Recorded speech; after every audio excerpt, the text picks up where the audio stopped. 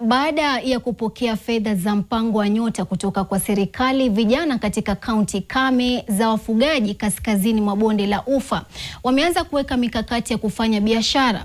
Wanasema huu ni mpango wao wa kujipa pato, kuimarisha amani na kukomesha visa vya ujambazi na wizi wa mifugo katika eneo hilo. Vijana hao sasa wanaomba serikali kuongeza mgao wa fedha hizo ili kuwainua kiuchumi na kuwapa ajira zaidi. Mwanahabari wetu Oscar Kakayo Masega na maelezo zaidi. Ni mwanzo mpya na tabasamu kwa maelfu ya vijana katika eneo kame la wafugaji kaskazini mwa bonde la Ufa. Hii ni baada ya kupokea msaada kutoka kwa mpango wa Nyota kutoka kwa serikali kuu.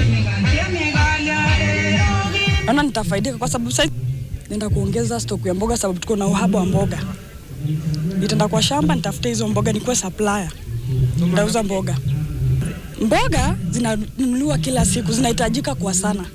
Ndio nikaamua kuingia kwa upande wa mboga. Biashara yao ikae chonjo. Wakati tulikuja Eldoret tukapewa hiyo pesa. Mimi kwanza sikuwa na kazi. Mimi nilirudi nyumbani nikaona kwa sababu sikuwa na kazi nikanunua punda. Juu mimi ni mtu mwenye nimekuwa natamani sana yani kulea hao punda. Na nikanunua punda moja. Akaanza kunibebea maji. Na saa hizi kwa sababu pia nilikuwa na hiyo biashara yangu ya perfume, nikaweka pesa kidogo 1500 kwa perfume.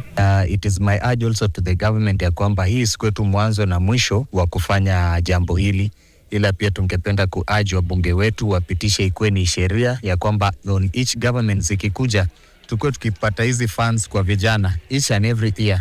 Waziri wa biashara Wycliffe Oparanya pamoja na waziri wa maeneo kame Beatrice Asikul walitoa wito kwa vijana wa eneo hilo kushiriki kwenye maendeleo kupitia kwa biashara ambazo wameanzisha. Hii program itaendelea na hata kama hawaingii katika Nyota, tuna program zingine ambazo zinakuja ambazo pia hao wanaweza kujoin. I just encourage them that because we come from very difficult areas like Turkana, West Pokot, we have been complaining about marginalization and even Trans Nzoia. We want to encourage them to seize this opportunity, learn from the rest and move fast. Jua wasi kwamba other than maybe Trans Nzoia, kuna kaunti mbili hapa, kaunti ya West Pokot na kaunti ya Turkana, ambayo vijana wanahusika na mambo mengine kama ya cattle rustling. So muhimu ya Nyota kwetu ni kwamba vijana wetu watapata nafasi mbadala katika kujumuisha kimaisha.